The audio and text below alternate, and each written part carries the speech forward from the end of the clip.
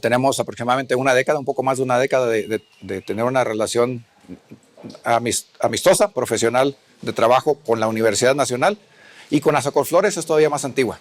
En el año 2000 fue la primera vez que tuve la oportunidad de visitar su hermoso país, en Medellín, en una conferencia que organizó Azócol Flores en Río Negro. Fue en el año 2000. A partir de ese entonces, y más o menos viendo las presentaciones que me ha tocado venir, las visitas, algunos productores también en particular me han invitado en otras ocasiones, o grupos de productores, a venir a colaborar con ellos, dando algunas pláticas, charlas y visitando fincas, tratando de ver algunos problemas que tienen por ahí.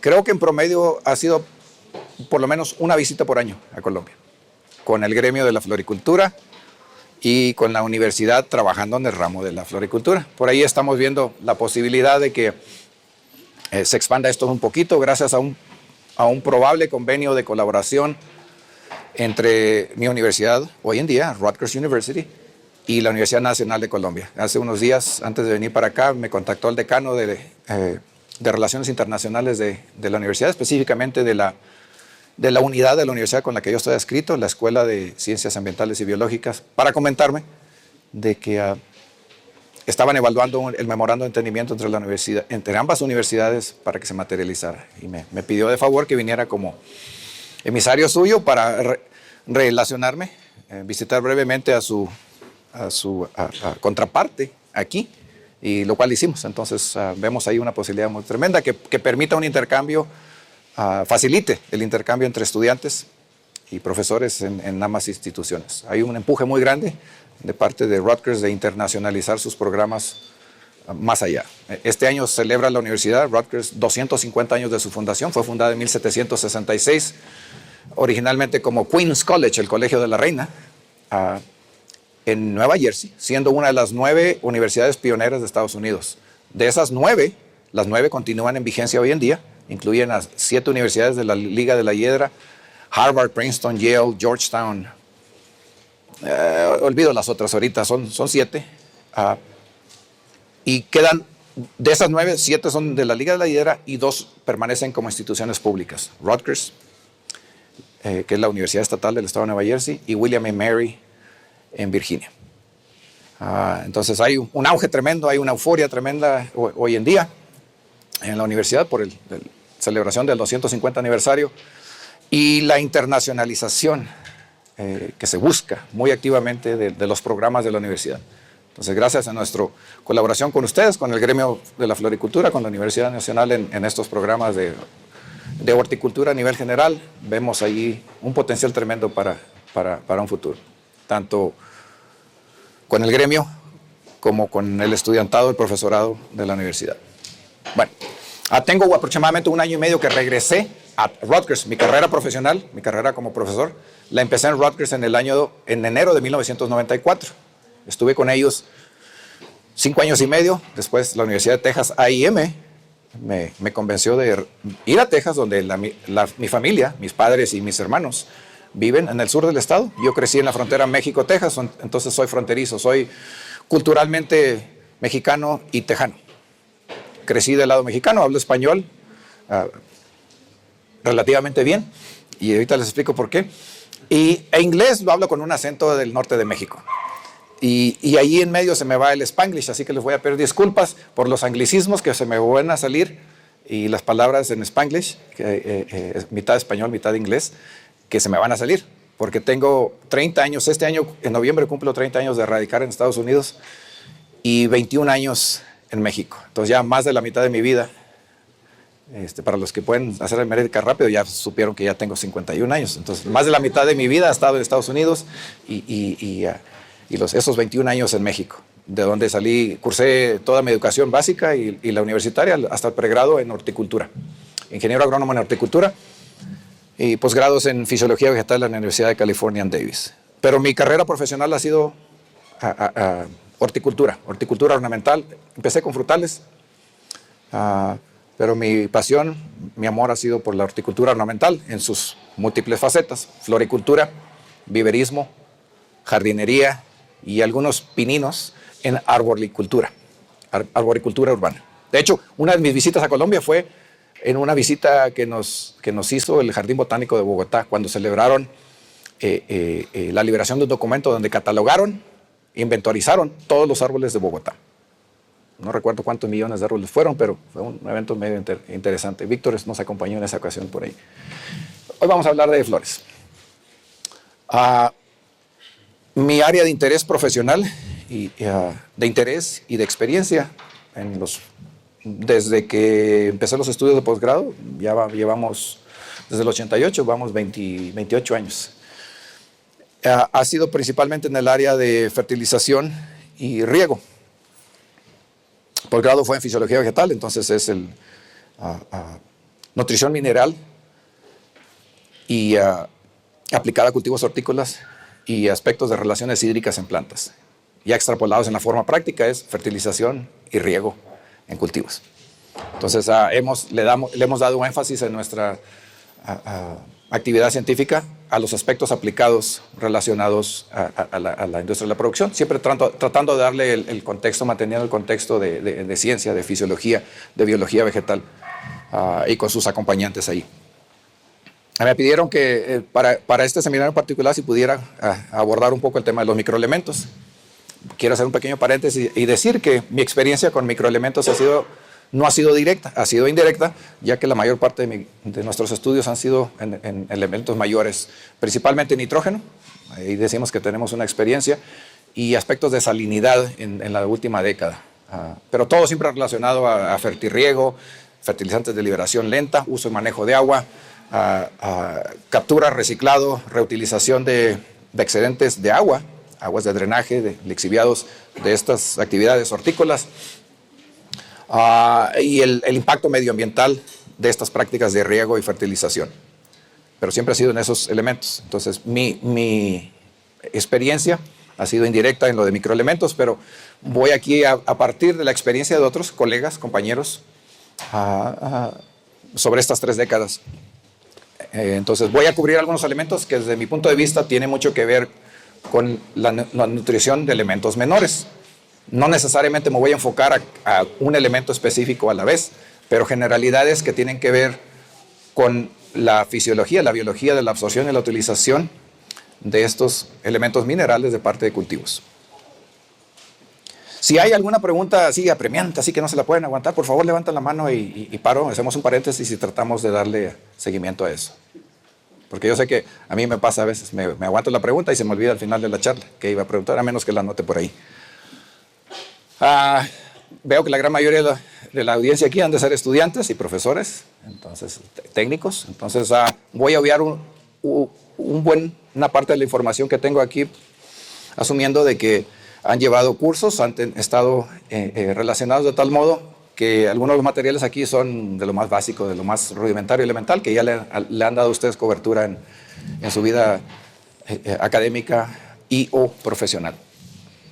Nutrientes minerales esenciales, el concepto de esencialidad, como bien sabemos, es todo aquel elemento, en este caso minerales, porque los 3 constituyentes principales de la biomasa vegetal, carbono, hidrógeno y oxígeno, son obtenidos de parte de las plantas, de aire y del agua.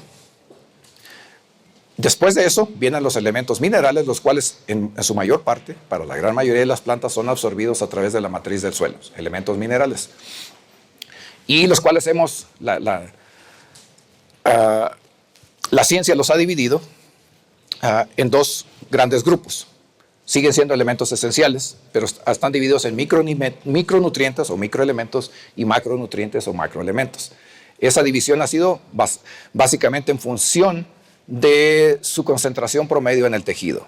Todos aquellos que son expresados, de hecho, en forma porcentual, para los jóvenes que están en pregrado, 1% es equivalente a una concentración de 10,000 partes por millón o 10,000 miligramos de ese elemento por kilogramo de materia seca.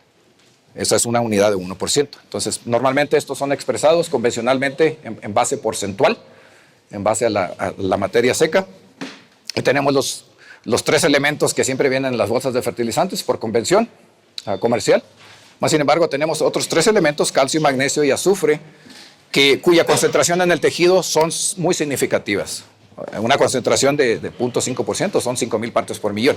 Mientras que los microelementos en la gran mayoría de ellos andan en el rango de partes por millón.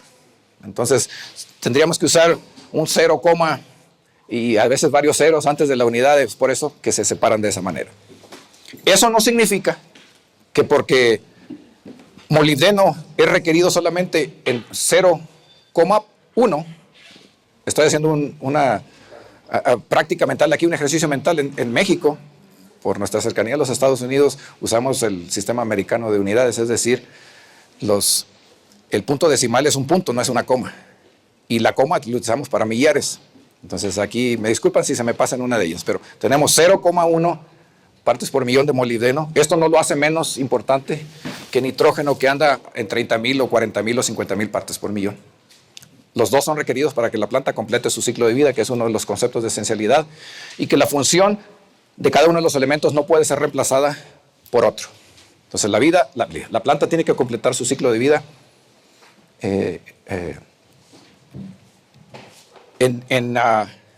no puede completar su ciclo de vida en ausencia de cada uno de estos elementos. Ese es uno de los conceptos básicos de esencialidad. Entonces todos y cada uno son importantes. Tradicionalmente le damos mucha importancia a estos y en cierta manera un tanto menos a estos. Muchos de ellos, debido a las concentraciones o a las masas totales que son absorbidas por el tejido vegetal, son tan mínimas, relativamente tan poco, que la matriz del suelo o trazas de estos elementos en los fertilizantes que aplicamos o en deposición atmosférica de cualquier tipo, es suficiente como para satisfacer las necesidades de acumulación y concentración en el tejido para que la planta termine su ciclo de vida. Por eso nuestros aportes en base a masa de fertilizante aplicado siempre van a ser muchísimo mayores aquí que allá.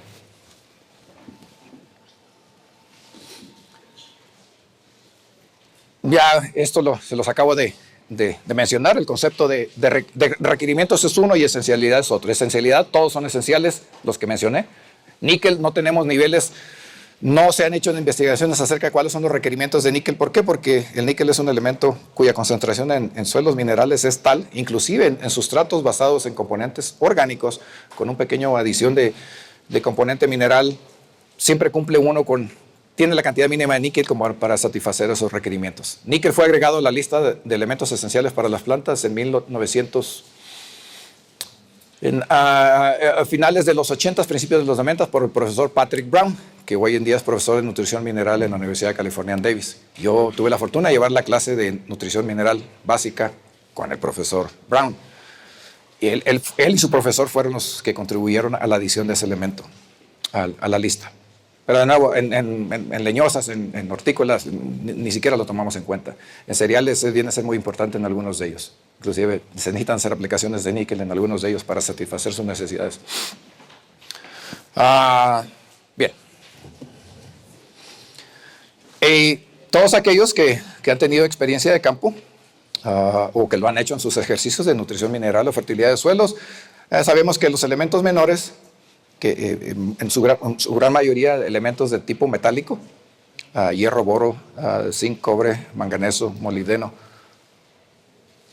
no olvido otro por ahí, tienen sintomatología muy particular cuando están en deficiencia en el tejido vegetal.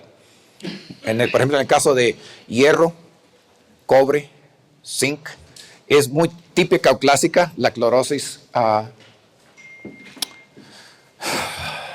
iba a decir intravenosa, ¿cómo se dice? Intervenal. Intravenosa es acá con nosotros, ¿verdad? Les recuerdo de nuevo el Spanglish, ahí los 30 años allá de estar en Estados Unidos. Entonces, estos son típicos. Aquí no podríamos definir exactamente si es hierro o si es una combinación de cobre con zinc, lo que condujo en esta planta de hortensia, hydrangea, o hortensia en español, a lo que condujo a ese problema tan severo de clorosis.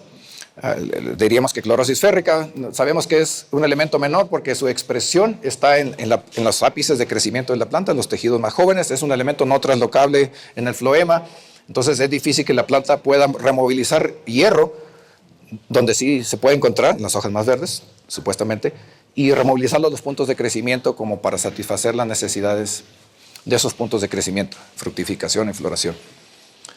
Y esto está basado en varias cosas. A ver. Sí.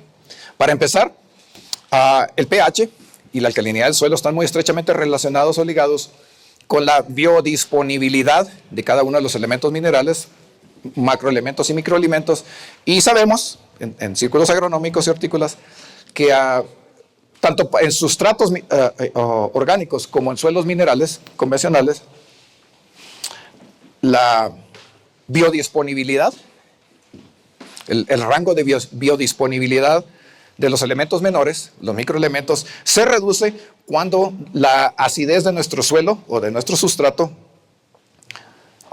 aumentan por encima del punto de la neutralidad. En general, una de las recomendaciones clásicas en la floricultura, por ejemplo, es de que el pH ideal, el rango de pH ideal para nuestros cultivos andaría en un rango de entre 6 y 6.5 para suelos, si cultivamos en suelo, o inclusive como de 5.5 a 6, 6.2, si estamos cultivando en sustrato. Esa biodisponibilidad está en función que muchos de estos elementos menores son oxidados. Entonces, como tenemos concentraciones de hidroxilo relativamente altas por encima del punto de la neutralidad, esos van a oxidar y van a formar complejos con nuestros elementos metálicos. En su mayoría los vamos a precipitar y ya no van a estar disponibles para nuestra planta.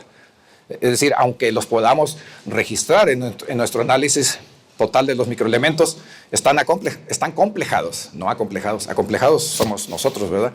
Están complejados químicamente, de un modo que los hacen no disponibles para absorción por el cultivo y se empiezan a expresar aquella sintomatología que está en función de si la planta puede o no removilizar esos elementos en su floema como para satisfacer las necesidades más apremiantes de los puntos de crecimiento.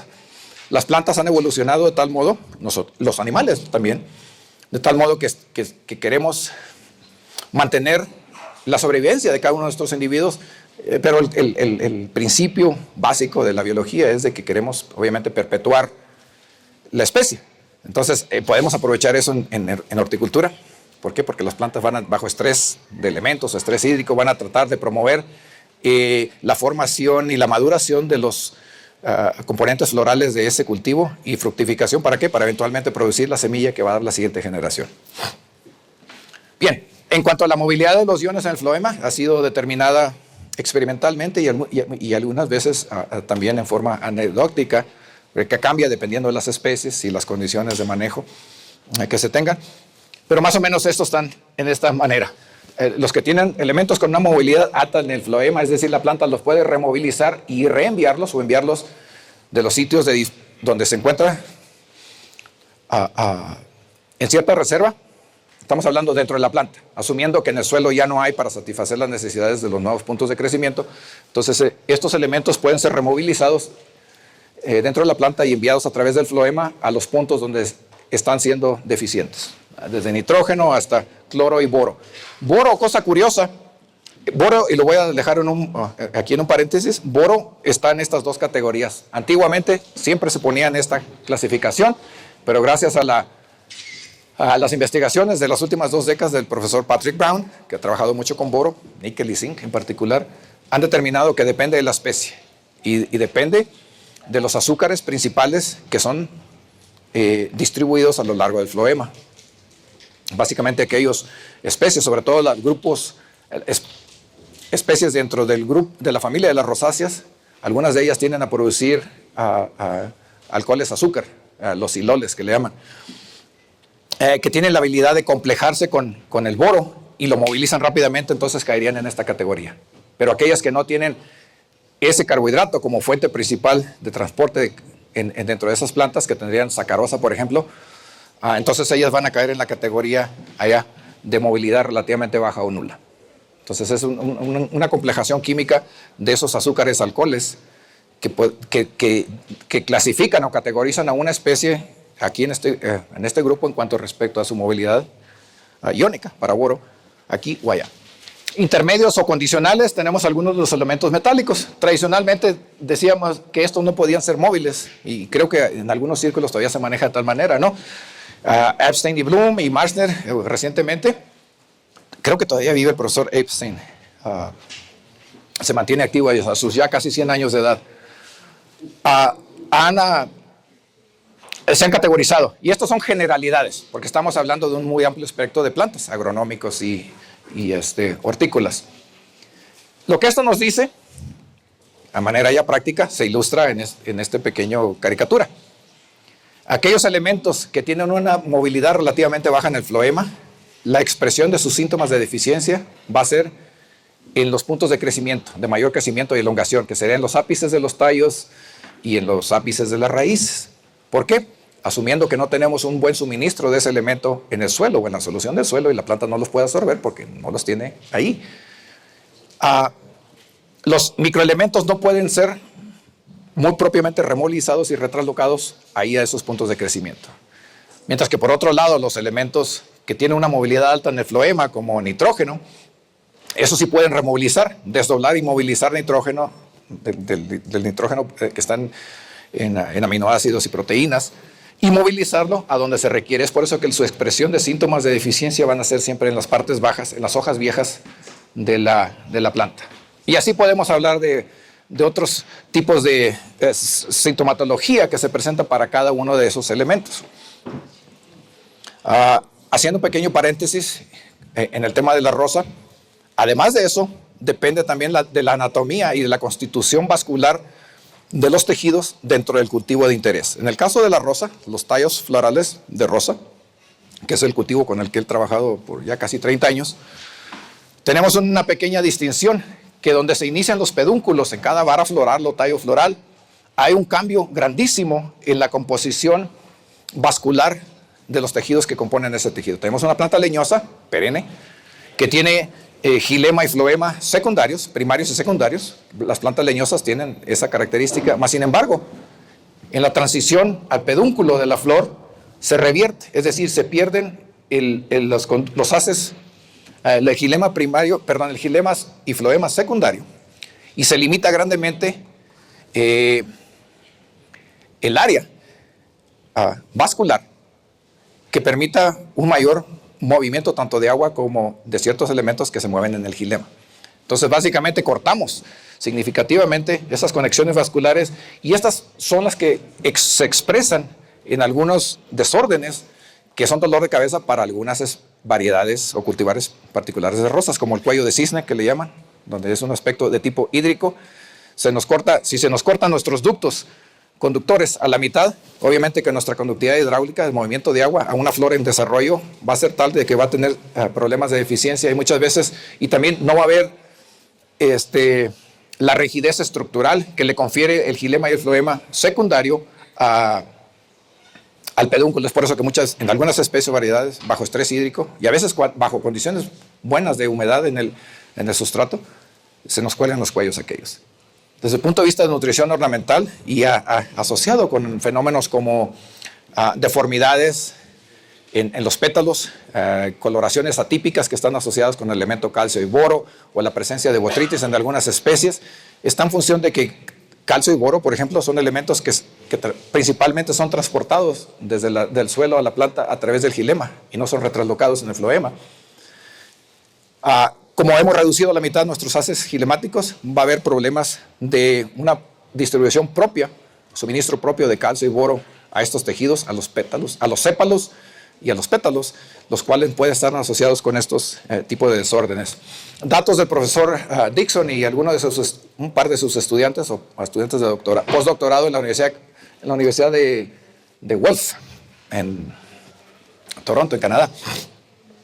Ellos hicieron análisis histológicos en una variedad, no recuerdo la variedad, es unas variedades de los años 80, pero hicieron ellos mediciones, secciones de varas florales o de tallos florales al punto de cosecha y encontraron, el inglés técnico es fácil para aquellos que no lo manejan, entonces está basado en latín, entonces es fácil de seguirlo. Pero tenemos la región de la flor cortada de la rosa, tenemos el segmento distal del pedúnculo, la región media del pedúnculo, la zona de abscisión, esta es la parte distal, la media, la zona de transición del pedúnculo y el tallo ya que tiene crecimiento secundario, xilema y floema secundarios.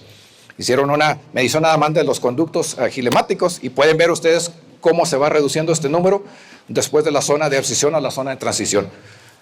La zona de abscisión, aquí es donde se revierte. Pasamos de xilema y floemas primarios y secundarios a solamente xilema y floema primarios. Y vemos aquí que se nos reduce de 1250 a 800 elementos conductores de xilema. Y ellos pudieron ver, ellos estimaron, basado en parámetros físicos, y el diámetro promedio de los vasos conductores gilemáticos, cuál iba a ser la conductancia de agua calculada, y después la hicieron experimentalmente. Y como pueden ver ustedes, son muy estrechamente relacionadas. El mensaje aquí, la moraleja es que vamos de una habilidad de conducir agua de 23 unidades a 4. Entonces se nos reduce significativamente del tallo leñoso al final del pedúnculo herbáceo que tenemos ahí. Y no solo con el agua, es solamente un aspecto hídrico, pero también es un aspecto nutricional. ¿Por qué? Porque hay algunos elementos que se mueven preferencialmente con el movimiento del agua transpiracional, la tracción transpiracional. Se va a reducir también su suministro a esos otros tejidos, a los sépalos y a los pétalos. Bien, voy a tocar el tema del pH y la alcalinidad del agua, porque esto tiene mucho que ver desde el punto de vista de que el pH de la solución del suelo, con el cual están interactuando las raíces de las plantas, el pH y la alcalinidad, como les mencioné en un par de gráficos anteriores, tienen que ver con la biodisponibilidad de los elementos minerales menores, los microelementos, en función de esta escala de pH. Muchas veces, aunque ya está cambiando esto a nivel práctico, muchas veces tendemos a darle demasiada importancia solamente al componente pH de la solución del suelo, de la solución nutritiva. Y tendemos a hacer a un lado la alcalinidad. Van de la mano, y aquí vamos a tratar de compartir con ustedes rápidamente el concepto. ¿Por qué no pueden ser separados uno del otro? pH de nuevo es una medida de la concentración de los iones hidrógeno expresada logarítmicamente, mientras que la alcalinidad es una medición de la capacidad del agua para neutralizar ácidos, la capacidad tampón o la capacidad buffer, como le llaman los norteamericanos. Es decir, entre más alta la alcalinidad, es más estable el pH, la acidez o la alcalinidad del sustrato, el pH en sí, la medición de pH, y va a tomar mucha más base o mucha más, en este caso, mucho más ácido para tratar de ajustar un pH, bajarlo en situaciones de alcalinidad. Para un ejemplo práctico, visitamos en el año 2003 en un evento en un congreso de salinidad en Italia, en Pisa. Visitamos un productor comercial de hortensias y ustedes pueden apreciar la calidad del cultivo que tenían ahí. Era un cultivo de relleno, era en verano, no tenía mucha venta. Y ustedes pueden apreciar el problema de clorosis tremendo que tienen en plantas comerciales de hortensia. Entonces ahí podríamos pensar que el problema que tienen es una de dos: o el sustrato no está bien ajustado en cuanto a su pH, o el programa de fertilización que tenían no era el adecuado. Tenían un problema de alcalinidad con probo de manejo de pH, o las fuentes erróneas o inadecuadas de los elementos menores que pudieron causar este problema. Un invernadero de esos con clima controlado y riego por inundación. Aunque se ve, obviamente, en cuanto a sanidad vegetal, pues tiene mucho que decir estas personas. Muy probablemente recién establecido el cultivo, pero si fijan todo la materia orgánica que está en ese piso, el cual va a ser inundado y después el agua va a ser regresada a una reserva, la cual se va a tener que filtrar, limpiar y remover toda esa materia orgánica para volver a inundar en otro momento al cultivo para darle otro pulso de riego. Esto es por subirrigación.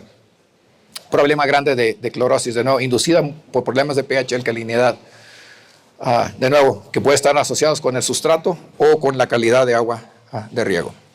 pH tiene un efecto bien marcado también en otro aspecto. O sea, mencionaba alcalinidad, pero voy a ilustrar aquí con gráficos, con fotografías, algunos de los desórdenes o algunos de los problemas que tenemos con los microelementos en particular debido a fluctuaciones y cambios en pH. En lugares donde tenemos aguas ácidas y tenemos contenidos de hierro relativamente altos, en aguas subterráneas, al momento que esa agua la sacamos al medio ambiente, al aire, esto es en un vivero en Nueva Jersey, aguas ácidas, aguas de pozo bombeadas, altas concentraciones de hierro en forma orgánica, algunas asociadas con bacterias.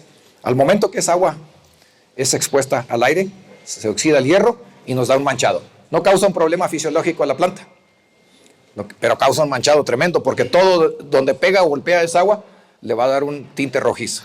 Eventualmente va a causar problemas en la productividad del cultivo si las capas son demasiado gruesas, que ofrecen una barrera física para la incidencia de luz y por ende el proceso fotosintético.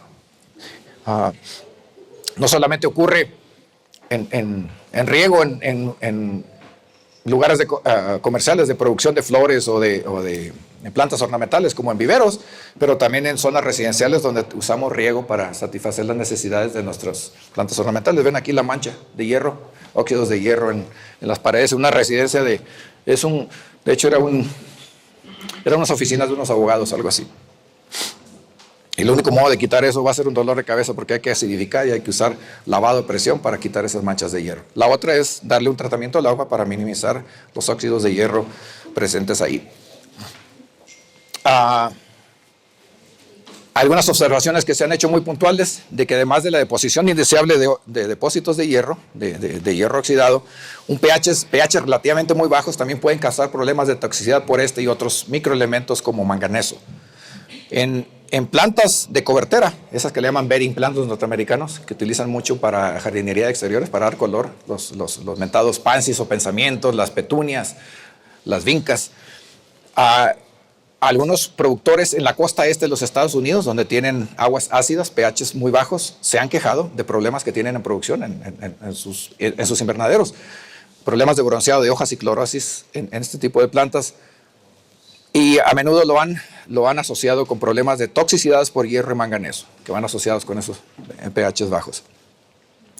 La calidad del agua, debemos de hacer énfasis de que viene a ser entonces uno de los factores más importantes que dicta un sinnúmero de componentes de nuestro esquema de producción, que va desde la selección de un sitio para producir, qué cultivos podemos cultivar, qué sistemas de riego podemos utilizar y qué programas de fertilización tenemos que emplear o modificar para trabajar con esa agua. Entonces, un análisis químico del agua es imperativo, es importante para cultivos de alto valor. No podemos decir que es demasiado caro enviar una muestra de agua al laboratorio para que nos regrese un análisis, por lo menos con cierta frecuencia sobre el tiempo, dependiendo del tipo o naturaleza de nuestras fuentes de riego. Las aguas subterráneas tienden a ser un tanto más estables sobre el tiempo, que bombea uno de los acuíferos, asumiendo que su capacidad de recarga o de reserva no es muy cambiante o fluctuante sobre el tiempo. Si lo es, hay que hacerlo con cierta periodicidad. Si dependemos de aguas superficiales, el tiempo lluvioso contra el tiempo seco nos va a cambiar nuestra calidad de agua. Tal vez no la huella química del agua, pero sí la concentración o la dilución de esa huella química, que nos puede dar problemas potenciales por procesos químicos dentro de esa solución, de esa agua de riego. Entonces, una determinación periódica, dependiendo del sistema de manejo, de producción que tengamos, puede ir desde diaria hasta semanal, quincenal, mensual, semestral.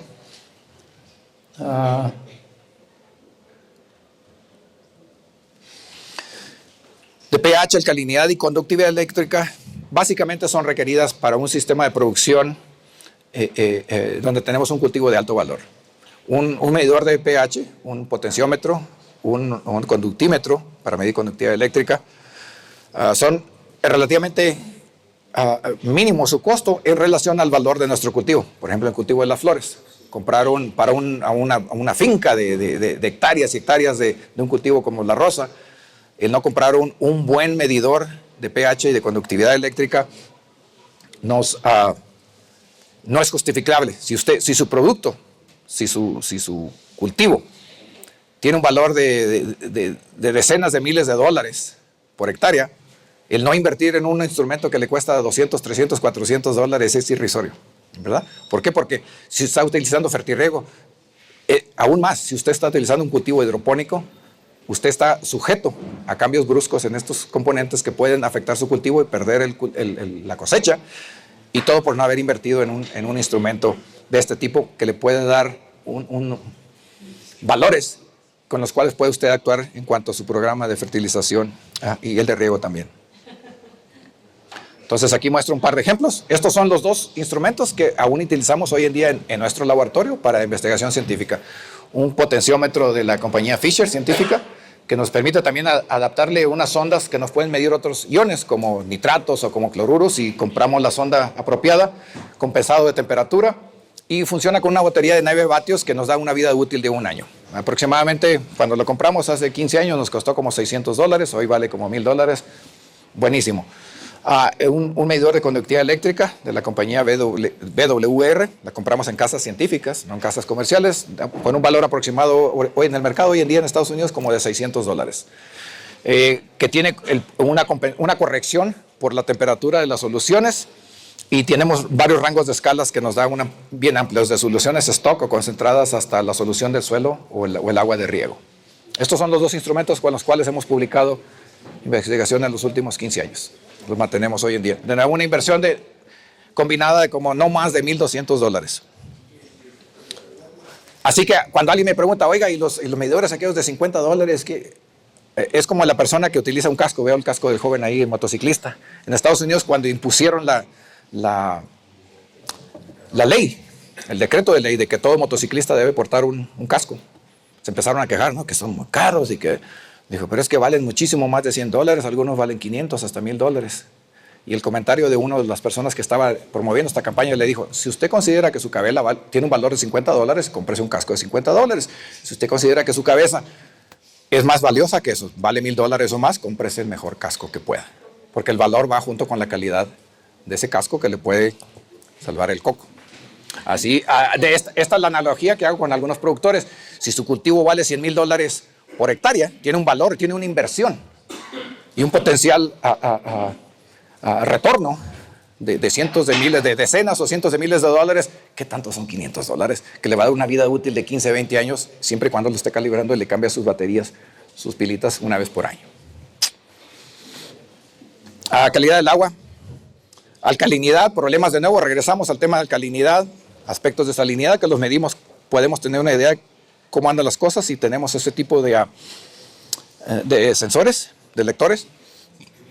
Normalmente uno lo ve en lugares donde tenemos aguas alcalinas de tipo alcalino. Es muy común en el oeste de los Estados Unidos. Cuando estuve viviendo en Texas y cuando estudié en California, esto es clásico, es típico. Los depósitos de bicarbonato, aguas alcalinas, donde el principal anión componente del agua de riego son bicarbonatos, bicarbonatos de calcio, bicarbonatos principal de calcio, por la naturaleza de la geología de los suelos donde extraemos esas aguas subterráneas para regar cultivos. Esto es un vivero en México, allá por el año 98. Créanlo o no, esas plantas de cheflera iban con destino a Europa. Eran exportadas.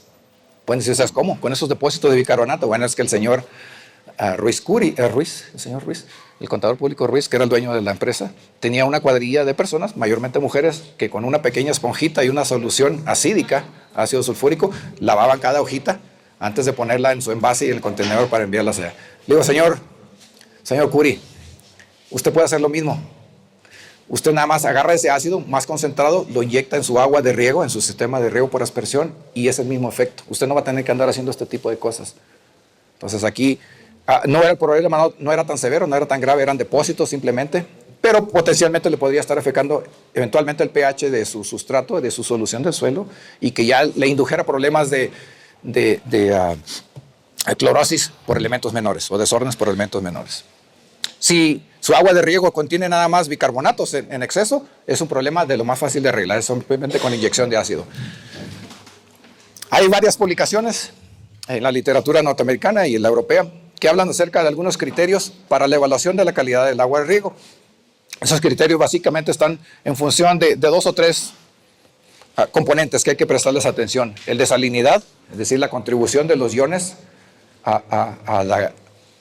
al potencial osmótico de esa solución, que lo medimos indirectamente como conductividad eléctrica de esa agua de riego, con aquel medidor que les mencioné, y el grado de problema. Esto es una publicación del 85 y obviamente aplica a un montón de cultivos, es generalización. Tendríamos que ir a específicos para diferentes cultivos. Entonces, una conductividad eléctrica expresada en milimos por centímetros o decisiemens por metro, que es lo mismo, o milisiemens por centímetro, que es lo mismo, ya por encima de una unidad de conductividad eléctrica empezamos a tener problema para la gran mayoría de las especies ornamentales leñosas y las especies de flor. Esa sí es una generalización muy válida. El componente de salinidad está compuesto del efecto osmótico total, expresado en conductividad eléctrica, así como toxicidades a toxicidades específicas de ciertos iones, en particular sodio, cloruro y boro. Componentes de salinidad siempre van sodio y cloro, sobre todo si andamos recirculando soluciones o tenemos problemas ya de salinidad intrínseca en esa agua de riego. Entonces tenemos que aquí expresadas en miliequivalentes por litro, lo cual es milimoles por litro o milimolar en el caso de dos iones monovalentes. Tenemos que entre 2 y 3 milimolar o miliequivalentes por litro, que es equivalente a 70 partes por millón. El peso molecular es 23 por 3, son que 79, ¿verdad? 79 partes por millón de sodio. No, 69, 70 partes por millón de sodio. Y aquí serían, el peso molecular es 35 y medio, 70 y 70. Ya por encima de 70 partes por millón de cloro o de sodio, por encima de ese valor vamos a empezar a tener problemas en nuestros cultivos ornamentales. Leñosas se va a dar, sobre todo si son rosáceas.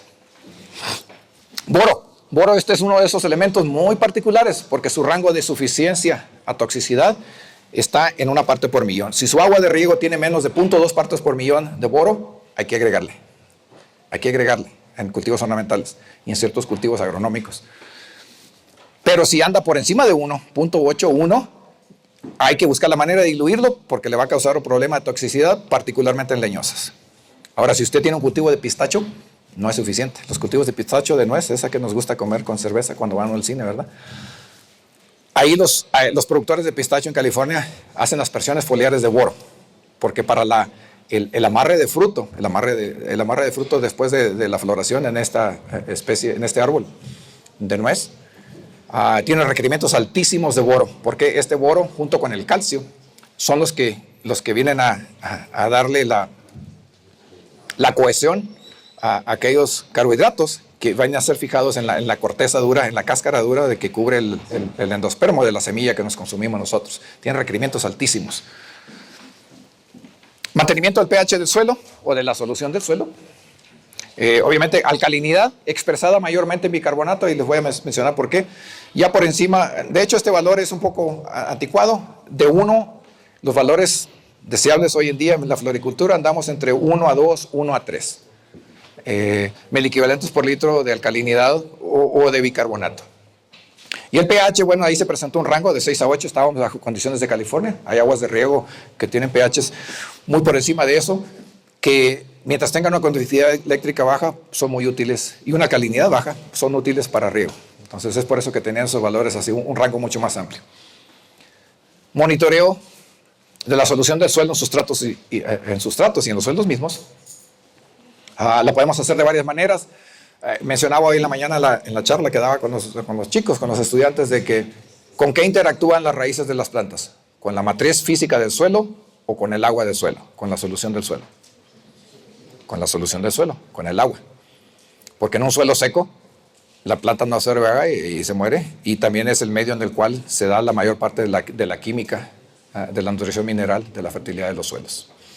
Entonces, monitoreamos nosotros las propiedades químicas de esa solución del suelo, sobre todo en sistemas de producción intensivos, extrayendo una muestra de la solución del suelo con la cual están expuestas las raíces de las plantas.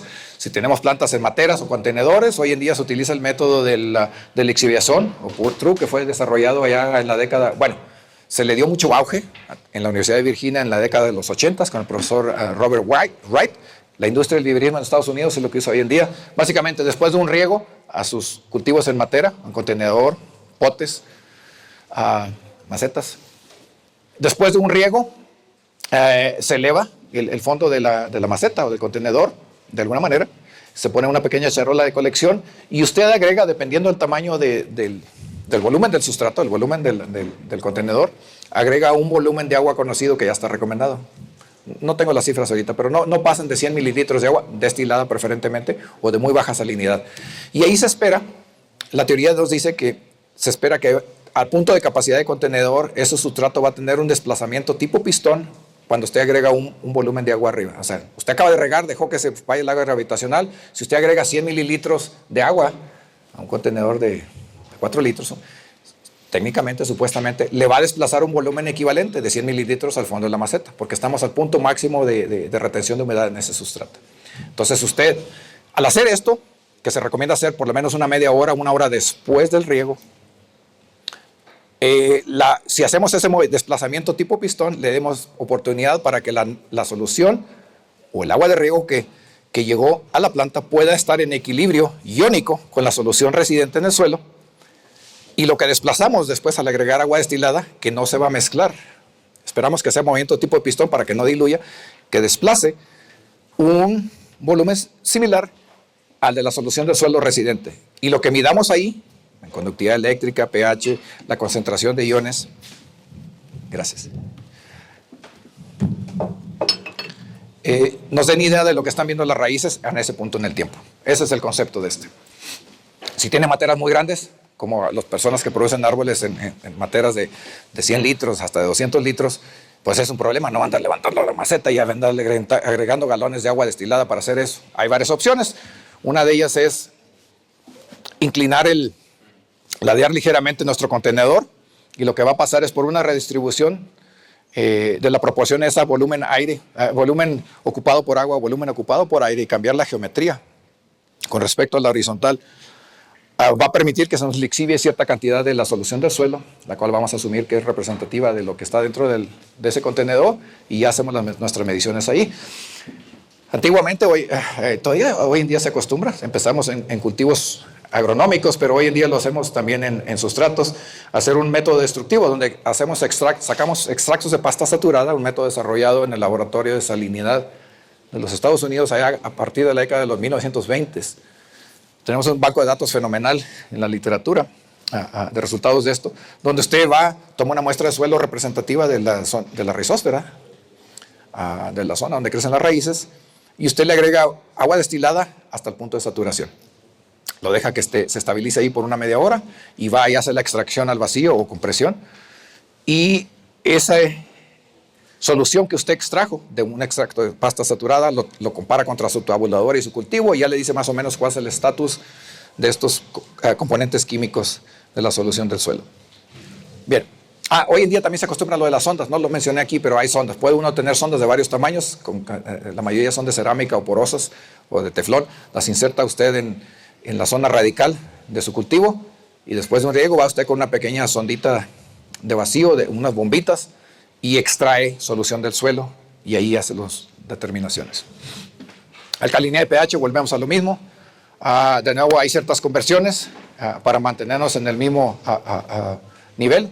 En su mayor parte, la mayoría de los laboratorios lo expresan como equivalentes de carbonato de calcio, expresados en miligramos por litro, miliequivalentes por litro, pero hay un buen número de laboratorios que lo expresan simplemente como bicarbonato. Nada más divide eso por 61, si se la dan en partes por millón, y ya le da la equivalencia con esta otra unidad.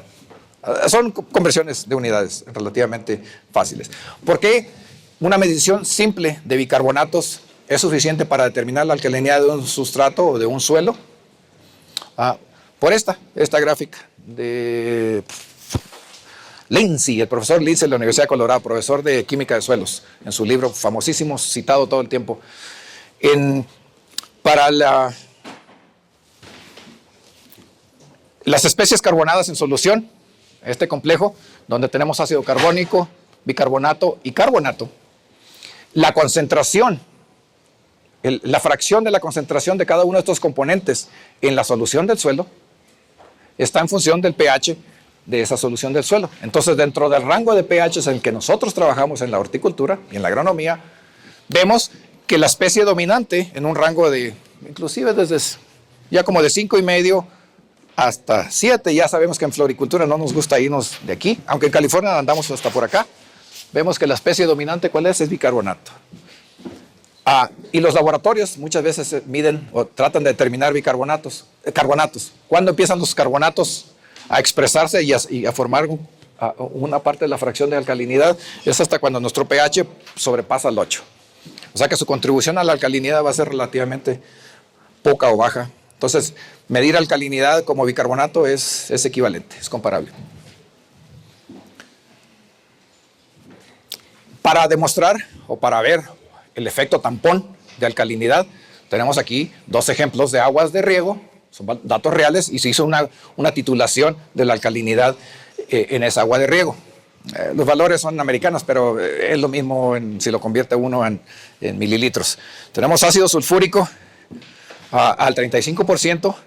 ¿Qué tanto volumen? En onzas fluidas, una onza fluida son aproximadamente 28, 29, 30 mililitros de esta concentración de ácido sulfúrico para agregarse a 1000 galones de agua. Entonces, ¿qué tanto ácido tenemos que agregar a estas dos aguas de diferentes pH y alcalinidad para llevar el pH final de esa agua a un objetivo de 5.8? Tenemos el agua A, que es la que está en color naranja, pH inicial de 8.3 con alcalinidad de 6.2. Ya andamos por lo menos casi al triple de lo máximo recomendado en floricultura, en horticultura ornamental. El agua B, que tiene un pH, una unidad más alta, 9.3. Hay tales aguas en el oeste americano. Pero tiene una alcalinidad de 1.42. ¿Cuál dijimos que era el rango que se recomienda en floricultura? Entre 1 y 3. ¿Por qué? Tiene una capacidad tampón, la cual le permite en un momento dado ajustar con su programa de fertilización y otras enmiendas, traerla en el rango que usted quiere. Pero ya una vez que pasa de 4, hay que inyectar ácido para removerle un poco esa capacidad tampón y poder ajustar el pH a donde queremos. Aquí estamos buscando 5.8. Requerimos 3 o 4 veces, que es 4 veces más ácido para el agua A, que tenía un pH más bajo, pero para bajarlo a 5.8 requerimos, son que 4 veces más ácido, ¿verdad? Para llevarlo a 5.8 comparado al agua que tenía una unidad de pH más alta, pero una alcalinidad que era 4 veces más baja. Entonces, alcalinidad es el segundo importante componente que tiene que ir afiliado o asociado con el pH de nuestra agua. Porque de otro modo va a ser casi imposible que bajo nuestros métodos, nuestras prácticas de producción podamos ajustar ese pH en el rango deseable y podamos permitir una biodisponibilidad de esos elementos menores. Factores a considerar, obviamente son varios, si agregamos o no enmiendas químicas a nuestra agua de riego o al sustrato o suelos en el que estamos trabajando, cuál es el nivel de alcalinidad del agua misma, cuáles son los requerimientos y tolerancia de los cultivos a pHs altos o alcalinidades altas, y es decir, a la biodisponibilidad relativamente bajas de ciertos elementos. ¿Qué fertilizantes usamos? Si tiene una reacción ácida o alcalina una vez que entran en solución. Y obviamente las propiedades, principalmente las químicas del sustrato del suelo en el que estamos trabajando. Si tenemos una situación media problemática y queremos evitarnos los dolores de cabeza, ¿cuál sería lo mejor? Utilizar plantas que sean, sin tener que meter manejo, más adaptables a esas condiciones que tenemos. Entonces hay por ahí una cita de la Sociedad Internacional de Agricultura que dice: plante el árbol correcto en el sitio correcto. Si lo tomamos por analogía, si cultiváramos el cultivo apropiado a cierta región ecogeográfica, no tendríamos que andarnos preocuparnos por manejo. Plantas que están adaptadas a ambientes alcalinos o ambientes ácidos. Si usted quiere producir un roble rojo, Quercus rubra, como el que tenemos en el patio trasero de mi casa, su casa, tiene requerimientos de acidez. El pH de nuestros suelos ahí anda alrededor de 5, ahí en el patio trasero de nuestra casa, su casa. Mientras que estando acá en Texas, teníamos que considerar el post oak, que le llaman, o el Quercus macrocarpa. ¿Por qué? Porque el pH del patio trasero y delantero de la casa que teníamos cuando estábamos en Texas andaba alrededor de 8. Entonces no puedo tener un roble rojo en esa parte de Texas, a menos que le hiciera unas enmiendas tremendas y ajustar el pH de eso. ¿Por qué? Porque el árbol se me va a venir abajo. Entonces sigue siendo robles, pero son distintos, pero son nativos de esos tipos de diferentes regiones. Entonces, si no queremos quebrar mucho la cabeza en cuanto a manejo, lo ideal sería que produjéramos cultivos apropiados para las condiciones ecogeográficas y edáficas de nuestra región de interés. De otro modo, vamos a estar ahí con manejo todo el tiempo. Algunas fotos que colectamos hace 10 años. El tiempo vuela. Visitamos a varios productores, aquí algunos de ellos del grupo Chía. La persona enfrente es Juan Carlos González. Tenían un problema garrafal, 1 hectárea de Rosa Freedom sobre Manetti. Le estaban inyectando quelatos de hierro, le estuvieron haciendo inyecciones de ácidos, estuvieron haciendo un montón de cosas y no podían corregir esa clorosis berraca, como dicen aquí, esa expresión me gusta, colombiana. y que estaba por todos lados, que no conformaba ningún patrón establecido. Había plantas con diferentes estadios de desarrollo o barras florales que presentaban clorosis en diferentes niveles, no tenían un patrón a seguir. Esas clorosis tenía componentes espaciales, temporales y de desarrollo. O sea, no le podía uno decir, es una clorosis férrica. Y ellos se le estaban metiendo hierro. Decían, es que el hierro en la solución del suelo biodisponible anda entre 3, 4 partes por millón, cuando normalmente se recomienda 1 parte por millón. Dijo, y los niveles de hierro, lo más, así para jalarse el poco cabello que me quedaba a mí, o el mucho que les queda a ellos. Era de que cuando hacían mediciones de la concentración de hierro en el tejido, los niveles estaban por encima del óptimo. Más sin embargo, tienen ustedes esas clorosis ahí. Entonces se expresaba de diferentes maneras. Más severa, por ejemplo, en este caso, en este brote o en esta vara, más severa en la parte basal, pero se corregía conforme la planta iba avanzando en su desarrollo. O sea, era un tanto menor. En esta, era como que nada más un cierto sector dentro de una hoja compuesta presentaba la sintomatología y en otras no. Entonces, una observación que me hicieron es que ellos usan, como la mayoría, como el 100% de la industria hoy en día aquí en Colombia, utilizaban Natal Braier como su patrón principal. Y me dicen, por cierto, nuestro lote de plantas madre de Natal Braier, donde sacamos los esquejes para hacer las mini plantas, todas están cloréticas y es un dolor de cabeza. Consultando con personas de la industria de la propagación en Estados Unidos y en otros lados, dicen, no, es que es un problema clásico en Natal Braier. Natal Braier tiende a la clorosis, pero tremendamente. Además de la acumulación de boro en los tejidos. Es la naturaleza propia de este patrón o de este portainjerto tan invigorosante, que es la razón por la cual se utiliza mucho en la industria de la rosa, además de que también da un número más alto de mini plantas. Cuando hace uno ya,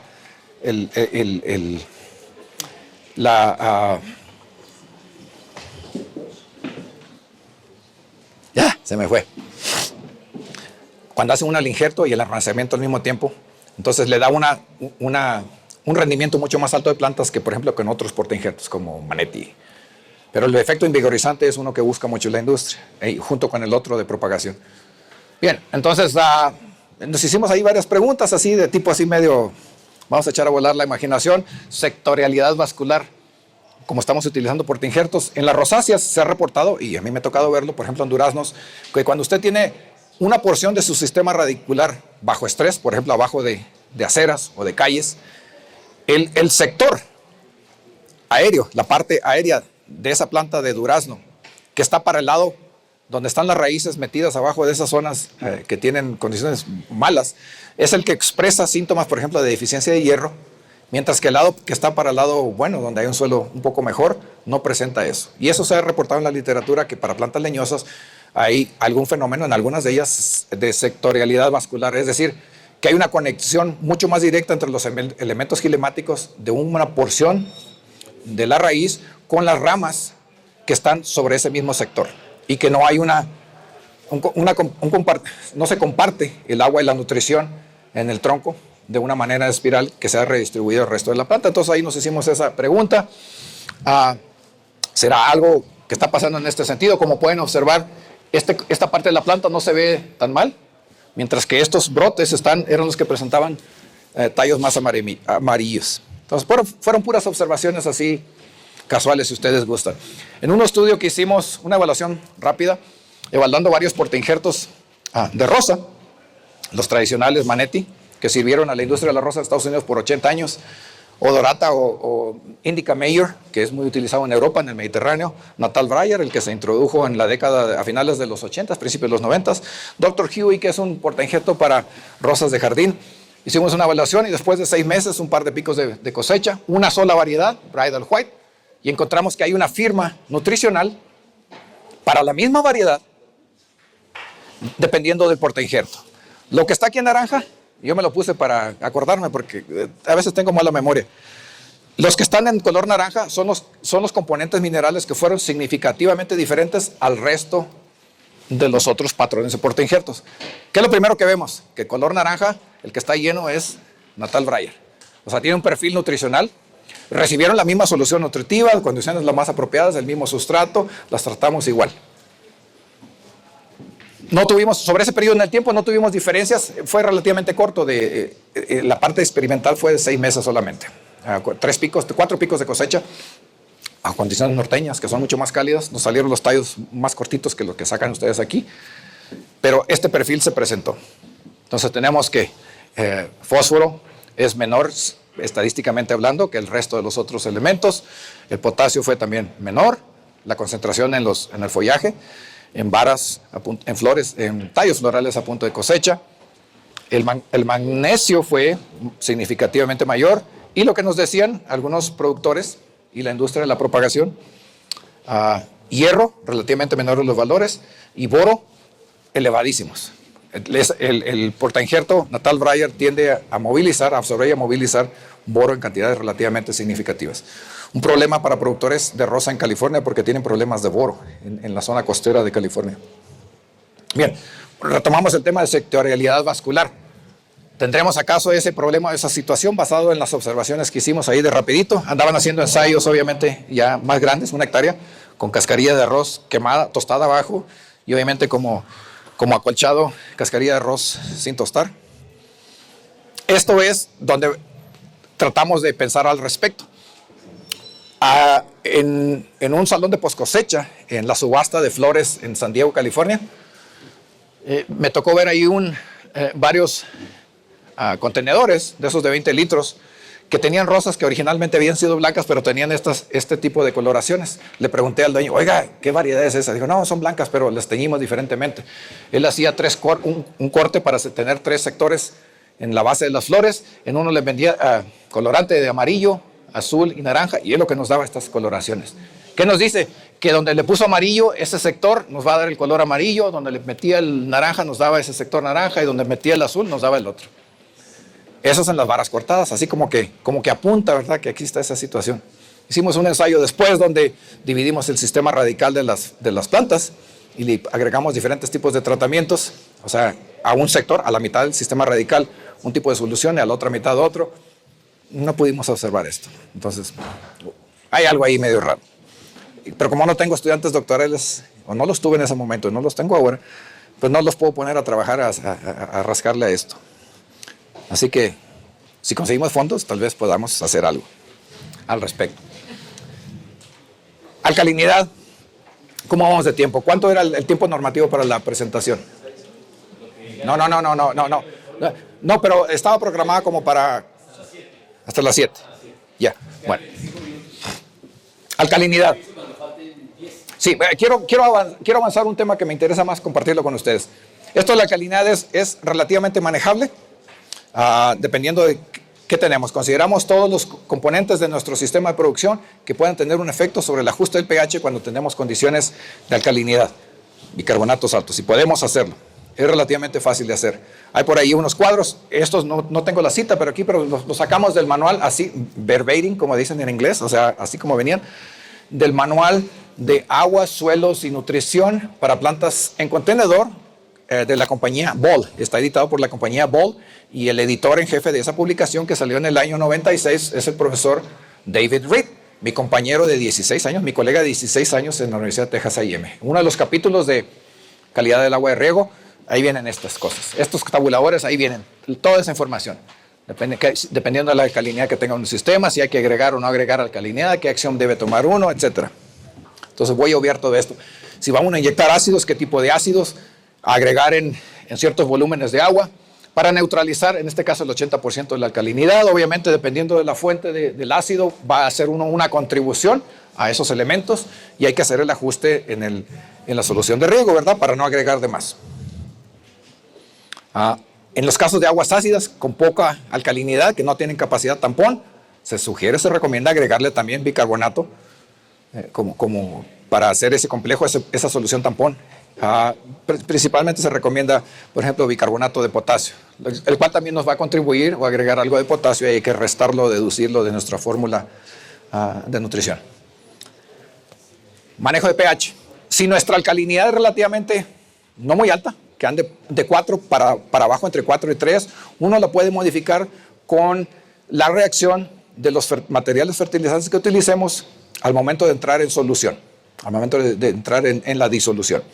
Independientemente de si estamos utilizando fertilizantes convencionales granulados o fertilizantes de liberación lenta en sus varias presentaciones, a granel o allá en pastillas, o fertilizantes solubles en agua, que es que es el de la bolsa aquella. Entonces, dependiendo del tipo de fertilizante, vamos a tener, los componentes de ese fertilizante, vamos a tener una reacción en la solución del suelo en mayor o menor grado. Aquí es una generalización acerca de su reacción, sin poner unidades ahí, porque varía de caso a caso. Pero podemos ver si tienden ellos a acidificar la solución del suelo o el pH de la solución de riego por su reacción, o si lo tienden a mantenerlo neutral o alcalinizarlo. Entonces puede uno hacer ese ajuste o ese manejo. Ya cuando su alcalinidad va por encima de 4, hay que inyectar ácido, no queda de otra. Al menos para un productor americano que quiere evitarse dolor de cabeza. La fracción amonio nitrato en su fertilizante, independientemente de cuál sea, también puede contribuir significativamente, en particular, a la acidificación de esa solución del suelo. Lo que vamos a ver en el suelo. ¿Por qué? Por dos fenómenos que están ocurriendo simultáneamente. Uno, las plantas absorben ya sea nitrato o amonio, dependiendo de lo que haya en la solución del suelo. Y por cada unidad de amonio nos va a salir un equivalente de iones de hidrógeno para mantener la carga eléctrica en el interior de las células de la raíz, mantener ese balance eléctrico. Y por cada unidad de nitrato que entra, un equivalente de carga negativa en forma de hidroxilo es expresado, tiene que ser liberado. Entonces, entre más amonio tome una planta, más ácido, más hidrógeno va a liberar y va a acidificar la solución del suelo en la rizósfera de la planta, cercano a esta y eventualmente en la solución a nivel más amplio. Mientras que esta tiende a alcalinizar el nitrato. Más sin embargo, el detalle con amonio, por cierto, energéticamente para la planta le cuesta 1/3 menos, le cuesta 3 veces más quemar energía para absorber y metabolizar nitrato que para amonio. Le toma una tercera parte de la energía de la planta. Energéticamente es mucho más fácil. Hay un pequeño detalle para los que asistieron a la clase esta mañana, que la planta tiene un control, las células de las plantas, la mayoría de los cultivos, con la excepción de aquellas plantas que son de ambientes ácidos, lo que le llaman acid loving plants, como las azaleas, los rododendros, las camelias, las gardenias y otras plantas que puede uno mencionar. Y la tolerancia de las células de las plantas para altos niveles de amonio es relativamente baja. ¿Qué es lo que hace la planta? Trata de detoxificar, utiliza carbohidratos para convertir ese amonio libre en aminoácidos y tiende a acumularlos en la raíz o a traslocarlos, pero en vez de estar creciendo está invirtiendo en detoxificar, entre comillas, esas moléculas de amonio. Entonces la literatura nos dice que para la gran mayoría de cultivos agronómicos, hortícolas, una proporción 3:1 en la solución del suelo es ideal en el sentido de que es la que va a tender a maximizar la productividad de nuestros cultivos y va a tender a mantener el pH de nuestra solución, asumiendo que no sea muy alcalino, en balance, en control. Una generalización. Si nuestra concentración de amonio en la solución del suelo es relativamente alta, vamos a tender a acidificar el sustrato. Más sin embargo, es una relación 1:1. Por cada molécula que entra, sale un equivalente de esto. Tenemos otro fenómeno, y este es bien rápido, es dinámico y está presente, incluso en sustratos orgánicos, así como en suelos minerales, en la mayoría de los casos. Hay bacterias, hay organismos en el suelo que utilizan como fuente de energía el proceso de nitrificación, donde la conversión de amonio a nitrato, por cada equivalente de amonio, se liberan 2 equivalentes de hidrógeno para terminar en un solo equivalente de nitrato. Es una relación 2:1. Entonces el efecto acidificante en la solución del suelo es mucho mayor por cada unidad de amonio que es nitrificado que por cada unidad de amonio que es absorbido por la planta. Y ocurre esto. El profesor Alex Nemiara de la Universidad de Virginia, utilizando plantas en matera en contenedor de 1 galón, de 3.7 litros, 3.8 litros, casi 4, él encontró que el 100% de fertilizante tipo urea, que rápidamente se convierte en fertilizante amoniacal, que agregaba a esa maceta, En 24 horas no había más amonio disponible, todo era nitrificado. Entonces hay un efecto rapidísimo ahí. Entonces estas dos cosas están ocurriendo continuamente. Para las rosas, que es donde trabajamos mucho, cuando usted le presenta a la planta una concentración equivalente de amonio y de nitrato, 50-50, perdón, la planta absorbe preferentemente el amonio y no es sino hasta cuando esta concentración es abatida que empieza a absorber nitrato. Ese fue uno de los componentes de nuestra tesis doctoral en California. Entonces, la acidificación que uno observa cuando aplica nitrato de amonio o soluciones fertilizantes basadas mayormente en amonio, el efecto de la acidez es bien rápido. En un sistema hidropónico que tuvimos, que usamos por un buen tiempo, nosotros agregamos una solución de 100% amonio, sulfato de amonio, en rosas grandes, en agua, solamente en agua, solución nutritiva, con pH ajustado a 6. En 4 horas, nuestro pH bajaba a 4. Y nosotros calculamos, determinamos qué tanto nitrógeno fue absorbido. Lo que encontramos es que ese no justificaba la absorción de nitrógeno, la acidificación de esa solución del suelo. Entonces nos dimos cuenta que teníamos ya ahí las bacterias presentes en nuestro sistema recirculatorio, era un sistema recirculante de hidropónico, estaban presentes las bacterias nitrificantes. Después pudimos ajustar eso porque agregamos un compuesto que inhibía la nitrificación y además agregamos un tampón, una solución tampón al sistema y pudimos mantener el amonio en solución. Ese experimento nos costó como $10,000 en químicos nada más. Me acuerdo que fue un pleito con mis asesores para que me soltaran la plata para poder hacer ese experimento, demostrar eso, que el efecto pH es el que da más dolor de cabeza en un sistema como en rosas. Si lo ajustábamos, lo controlábamos, la planta no tenía problemas de toxicidad y nos daba rendimientos iguales o mejores que con nitrato. Pero bueno, microelementos, me quedan 15 minutos para hablar así de microelementos. Sabemos que pueden ser provistos a nuestros sistemas de producción de varias maneras, en fuentes no previstas, es decir, en trazas de estos elementos en las diferentes cosas que ponemos en nuestro sistema. Fungicidas, en su gran mayoría basados en zinc, en cobre, en manganeso, pueden ir ahí cada vez que estamos tratando de controlar nuestras plagas y enfermedades. Entonces es ahí un aporte de esos elementos menores en ese tipo de productos. Formas sulfatadas y óxidos o sales, antiguamente se utilizaban mucho, se siguen utilizando hoy en día. Sí, el pH, nuestro rango de pH es relativamente acídico, si anda entre 5 a 6,2, todavía tenemos una buena biodisponibilidad de esos elementos cuando son presentados en formas sulfatadas. De hecho, es lo más módico. Por ejemplo, el fertilizante ese completo de microelementos, Micromax, la mayoría de sus sales son sulfatos.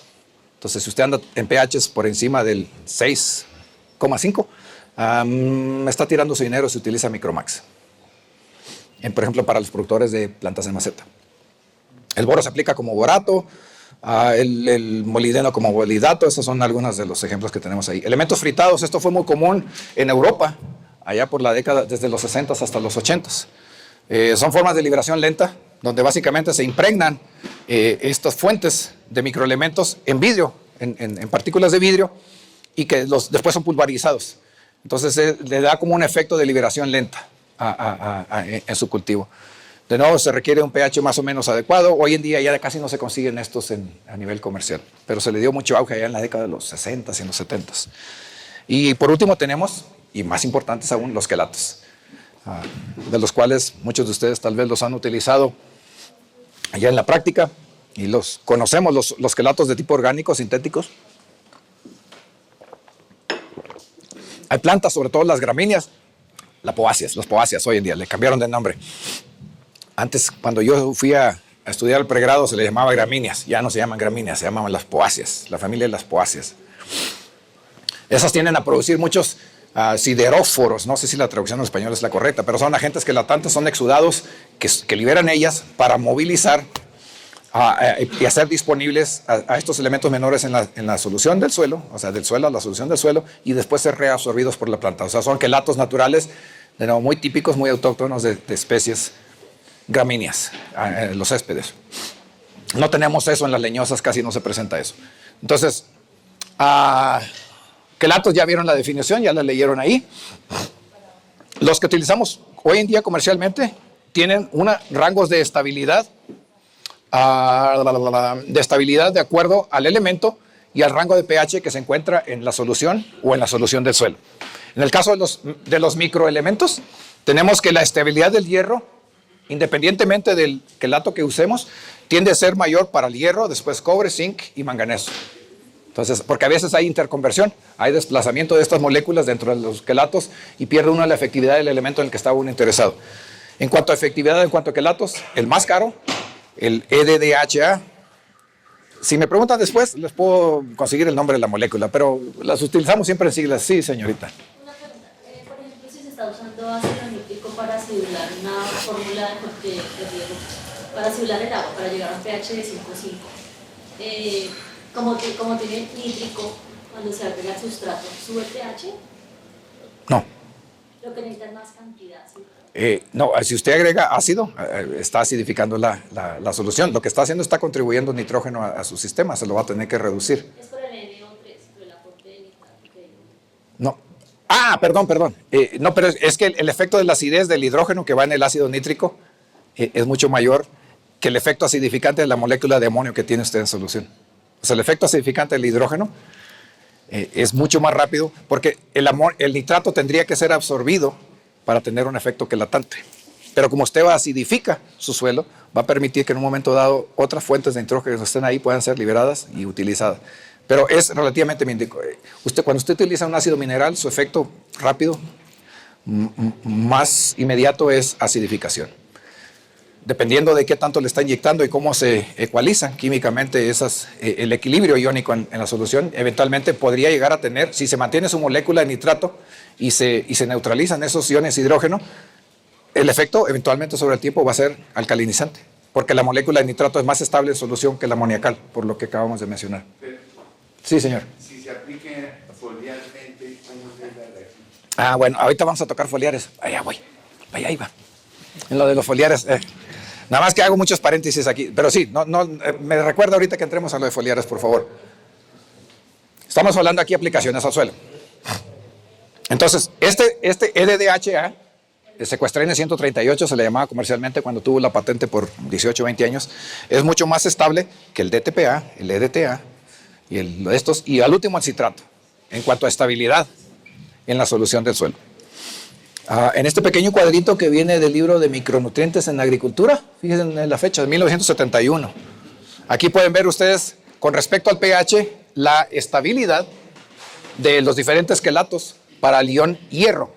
Y aquí pueden ver ustedes, aquí en el eje de las abscisas, tenemos que el porcentaje total de hierro quelatado, a qué nivel se mantiene en manera porcentual. Pueden observar ustedes que para niveles de pH por debajo de 6, por encima de 6, básicamente la efectividad de citrato, HEDTA y EDTA, se nos vienen a pic.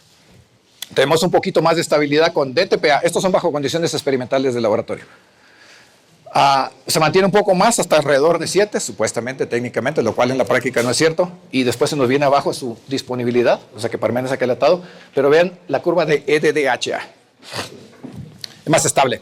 En la práctica, la recomendación es de que en un rango de pH de entre 5,5 y 8, el EDDHA va a mantener más estabilidad y va a mantener la biodisponibilidad de ese elemento quelatado.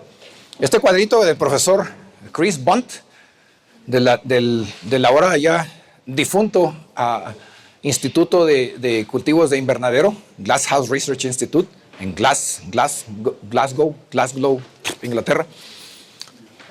Esta fue básicamente algunas de las observaciones que hizo él trabajando con estos elementos en la producción de plantas de invernadero, cultivos de invernadero en maceta, en matera principalmente, para los diferentes componentes. Pueden ver ustedes lo que les acabo de mencionar, que entre el rango de 5,5 a 8, la biodisponibilidad de quelatos, del quelato de hierro EDDHA es la que nos da una mayor disponibilidad de ese elemento. Como dirían en inglés, no wonder, no hay sorpresa de que este es el elemento más caro. Y aquí tenemos representantes de casas fertilizantes, en promedio son 3-4 veces más caro por kilogramo, ¿verdad? Que el resto de los elementos. Y es por esto, su bioestabilidad. Mientras que con otros elementos como DTPA y EDTA, vemos que su rango de acción se limita por encima de 6 y en algunos casos hay enroques, para los que juegan ajedrez. Es el único que me acuerdo, el enroque, ¿verdad? Hay enroques, usted lo pone como hierro, pero si tiene cobre en solución o zinc, vienen y sacan el hierro y se meten ellos ahí. Y el que quedó atado es el otro elemento en el que usted no estaba interesado y el hierro se le fue. Entonces, estas son algunas de las observaciones del profesor Chris Bunt al respecto. Bien, fertilizantes o mezclas de micronutrientes, hay de varias, hay el Micromax que le mencionaba hace rato, estos otros que hoy en día ya casi no se complementan, pero pueden ver ustedes que hay desde sulfatos, como este, basado en sulfatos, este está basado en óxidos, si sus pH son relativamente altos, esto no va a funcionar. Y acá tenemos moléculas orgánicas, tipo quelatantes. Yo nunca he tenido experiencia en esos, pero hay por ahí creo que algunos de esos todavía se encuentran disponibles. Algunos componentes, consideraciones prácticas desde el punto de vista de aplicación de fertilizantes con micronutrientes, las tenemos marcadas aquí. Evaluar las necesidades de los elementos, hacer ensayos, algunos ensayos que demuestran o han demostrado que en algunos plantas de follaje, que utilizamos muy diferentes, por ejemplo, las plantas de flor, utilizaron un rango de concentraciones de 6 fertilizantes con microelementos y en ese rango de la mitad de la tasa recomendada hasta 1.5 veces, un 50% más de lo recomendado, no hubo diferencias consistentes y no hubo toxicidades de los elementos aplicados. Entonces hay un rango de respuestas dependiendo de nuestros cultivos, de sus requerimientos y de las condiciones de manejo que tenemos ahí. Una observación que se hizo en ese estudio es que las plantas que crecen bajo prácticas normales de manejo son mucho más tolerantes a diferencias en nutrición, en su estatus nutricional y su respuesta en biomasa, en rendimiento y en calidad. Consideraciones especiales de algunos de los elementos. Le voy a dar rápidamente a esto porque quiero tocar el tema de fertilización foliar rápidamente. El hierro es el microelemento que normalmente se le da mejor consideración, o mayor consideración, perdón, así como lo es el nitrógeno para los macroelementos. Es abundante, reactividad química que lo hace menos disponible, se oxida muy fácilmente, se hidroxila muy fácilmente, y vemos ahí las condiciones que son desfavorables para su biodisponibilidad para los cultivos. Tenemos, las plantas se han clasificado, hoy en día las personas que trabajan en este tema las han clasificado en plantas eficientes e ineficientes. Básicamente tienen que ver si tienen la habilidad de acidificar el sustrato en su entorno, la solución del suelo, o liberar agentes quelatantes que después pueden capturar, quelatar y reabsorber ese ion hierro. La mayoría son las gramíneas, las poáceas, el resto de las plantas caen dentro de ineficientes. Absorben el hierro solo cuando está biodisponible, es decir que el rango de pH está normal. Está bien para ellos. Tenemos problemas de antagonismos. Voy a obviar, voy a brincarme esto, pero dependiendo de la concentración de ciertos elementos en la solución del suelo, van a causar deficiencias por esos desbalances nutricionales. Manganeso, similar al hierro en cuanto a requerimientos de aplicación. De nuevo, casi siempre van de tipo antagónico. Entre más hierro, le pone problemas o trabas al manganeso y viceversa.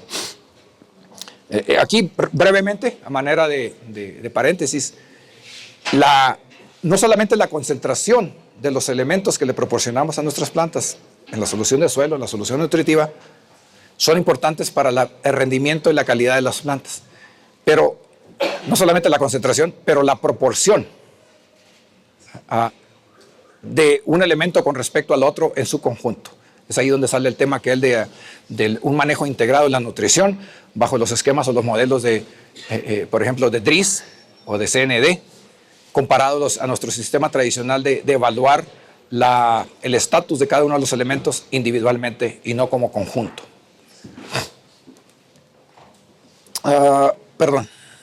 Toxicidades por hierro y manganeso, algunas de las que muestra ahí la literatura. En el noreste de los Estados Unidos, la Universidad de Massachusetts, David Cox hizo algunas de estas expresiones, toxicidades, no deficiencias, pero toxicidades que tienen que ver con esos bronceados y clorosis por altas concentraciones de hierro en la solución, por la acidez sobre todo de las aguas de riego expresada en los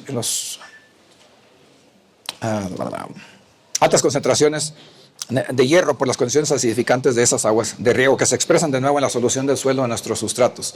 Boro, De nuevo, hay que ver la planta.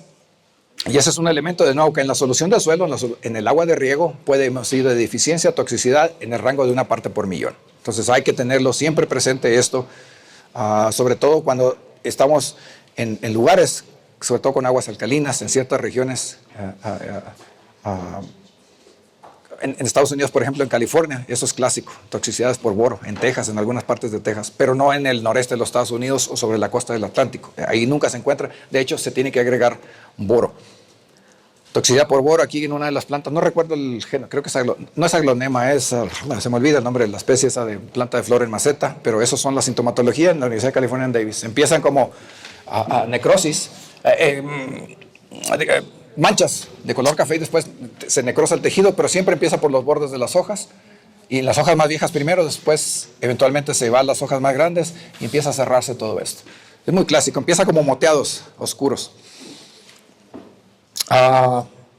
Zinc, cobre y molibdeno comparten ellos algunas peculiaridades dentro de cada uno de ellos. Otro que menciono aquí abajo, que no lo tenía en la lista, fluoruro.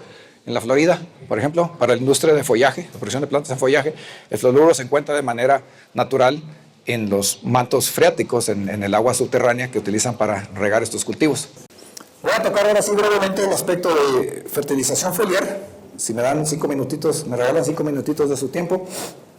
¿Por qué? Porque en la fertilización con microelementos tendemos en los cultivos hortícolas, cultivos de gran valor, a hacer aportes de elementos menores en forma foliar para satisfacer esas deficiencias que la naturaleza de nuestros suelos y aguas no pueden proporcionar edáficamente esos requerimientos para nuestros cultivos. Lo vemos mucho en árboles frutales, es clásico. En plantas ornamentales, en cultivos ornamentales es raro. En arboricultura urbana sí es común. ¿Por qué? Tenemos un árbol de gran porte, de mucha edad, de mucha significancia para el dueño del predio o la empresa o el lugar. Entonces sí se hacen aplicaciones para mantener la calidad estética de un árbol urbano.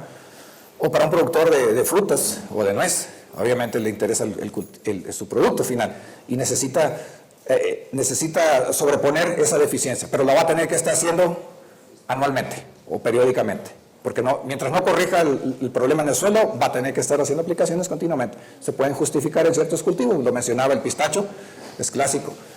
En cítricos, que son muchos de ellos intolerantes a condiciones de alcalinidad alta, a suelos alcalinos, tiende a hacerse mucho. En Europa, en Italia sí, pero en España hay muchas investigaciones al respecto. Suelos calcáreos tienen ahí cítricos y hay que estarles agregando agentes quelatantes.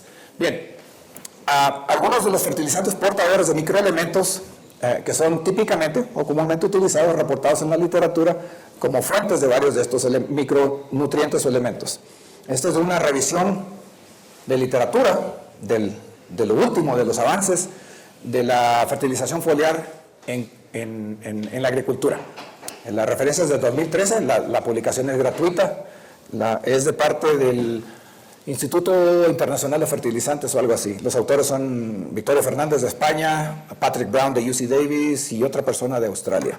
No recuerdo el nombre ahorita. Si alguno de ustedes está interesado, me preguntan y trato de buscar las citas, se las doy, la pueden ir y bajar ustedes directamente del sitio web. Es un documento PDF. Es una revisión de literatura muy amplia, entonces dan información de todos tipos al respecto, qué fuentes pueden potencialmente utilizar para suministrar esos elementos a nuestros cultivos de interés. Las notas aquí son importantes. Las propiedades físico-químicas de cada uno de estos potenciales fuentes de estos elementos de interés van a tener mucho que ver la tasa de absorción de parte del follaje, del área foliar de nuestro cultivo de interés. Esas características son principalmente el tamaño molecular, el tamaño de la molécula, su solubilidad y el POD, su punto de deliquescencia. Ahí yo hice la traducción, como Dios me dio a entender, porque nunca lo había visto en español. Fui a una conferencia que dictó el profesor Patrick Brown, que es el segundo autor de esta obra. Nos dio una conferencia magistral en la reunión de la Sociedad Americana de Ciencias Hortícolas hace unos años atrás. De hecho, en el 2013, poquito después sacaron el artículo. Y de ahí tomé lo más importante. Es profesor, de nuevo, su especialidad es nutrición mineral.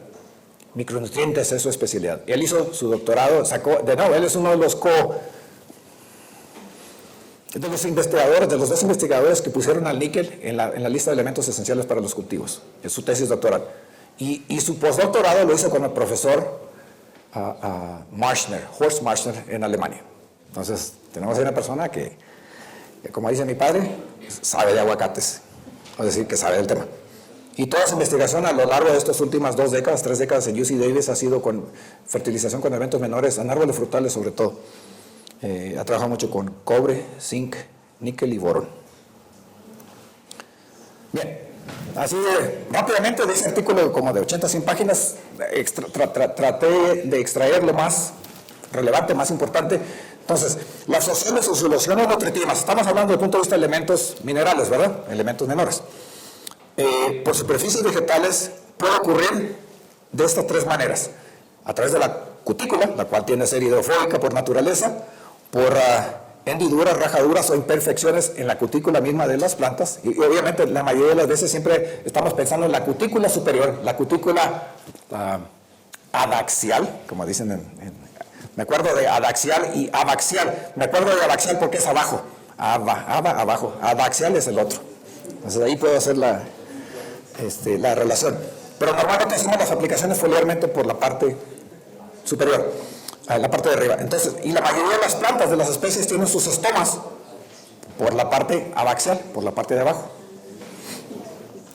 Entonces, si tenemos un caso de una especie de esas y andamos aplicando nuestra solución nutritiva foliar en la parte de arriba, en la cutícula superior, ¿qué es lo que va a pasar? Que es relativamente hidrofóbica, nuestra potencial habilidad de esos elementos de ser absorbidos, traslocados y movidos, pues retenidos por la planta, va a ser menor a que si hiciéramos las aplicaciones por debajo, aprovechando que tenemos aperturas de estomas en ese tipo de especie.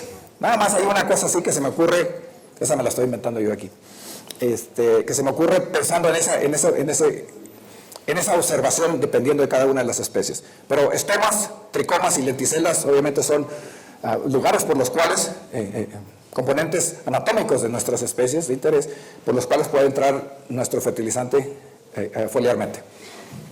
La figurita esta, que es datos de la doctora Fernández, obviamente las moléculas, su radio de hidratación, su habilidad higroscópica, va a tener, y obviamente la superficie de la cutícula va a tener mucho que ver en los ángulos de contacto y la permanencia y la potencial absorción de nuestra molécula de interés al interior de nuestra hoja.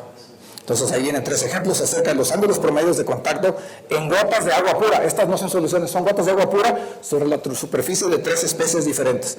Y como pueden ver ustedes, para los chicos, los estudiantes, si fuera una solución nutritiva, ¿cuál creen ustedes que tendría mayor oportunidad de aportar más, asumiendo que realmente penetrara al interior de nuestra hoja? ¿La A, la B o la C? La B, sí señor, sí saben. Entonces esta no, la actividad hidrofóbica de nuestra cutícula va a ser tal que nuestros ángulos de contacto son malísimos. Y el déficit de presión de vapor, es decir, la diferencia temperatura humedad relativa en nuestro ambiente, si la aplicamos a mediodía, en un ratito esto se nos evapora, ya no vemos oportunidad de que penetre esa solución, mientras que acá, en este caso, para esta planta B, que es ficus elástica, sí va a ser mucho más factible eso. Y ya se nos están yendo los señores, en la hora de la cena, y ya está mis disculpas por retrasarme. Algunos de los modelos que presentan ellos en su no, esta es de otra. Pero básicamente la cutícula está compuesta de 3 capas, entonces estas tienen que ver con en un momento dado son las barreras físicas y químicas, si hay interacción desde el punto de vista de polaridad, de hidrofobicidad y su opuesto, para permitir que esa solución o la molécula de interés pueda penetrar a la planta, a nuestro cultivo, al follaje de nuestra planta de interés. Este es el punto. De todo lo que dije, esto es lo más importante. La eficiencia, y por qué la literatura reporta resultados encontrados en cuanto a la eficiencia de la absorción y efecto de nuestras sales fertilizantes aplicadas foliarmente, porque unas de ellas son difícilmente de explicar. Basado, y aquí entraron otras personas, sobre todo a personas con formación de química y física, y sacaron este punto. Todas y cada una de las sales y de las moléculas que pueden ser aplicadas a la superficie de nuestros cultivos tienen una característica, una propiedad físico-química que se llama punto de deliquescencia, la cual, para ponerla de una manera lo más simplificada, es de que ese punto de deliquescencia es el cual, si la humedad relativa en el medio ambiente al momento de la aplicación está por encima de ese punto de deliquescencia, la molécula va a ser absorbida, su habilidad para ser absorbida por el follaje va a ser incrementalmente superior. Pero si la humedad relativa en el medio ambiente está por debajo del punto de deliquescencia, usted ya tiró dinero, porque la proporción de esa molécula que va a ser absorbida, potencialmente absorbida por su follaje, no va a funcionar. Entonces, la hora del día y la combinación de humedad relativa que está en función de varias cosas, obviamente el contenido de humedad en el aire, pero la temperatura, va a dictaminar en un momento dado la efectividad de promover una mayor absorción foliar de las moléculas distintas que tiene uno aquí. Para los muchachos, los jóvenes, ¿qué me dicen de nitrato de potasio? ¿Consideran ustedes que sería una buena fuente nitrato de potasio? Por decir, queremos agregar más potasio a la planta, no nitrógeno. Nitrógeno es fácilmente absorbible a través de las raíces. ¿Creen ustedes que sería una buena fuente de potasio o de nitrato esta molécula con un punto de deliquescencia de 95%? A ver, levanten la mano los que dicen sí, los estudiantes. Levanten la mano los que dicen no. Sí saben. ¿Por qué? Porque raramente vamos a tener condiciones ambientales donde la humedad relativa va a estar por encima del 95% que requiere esa molécula.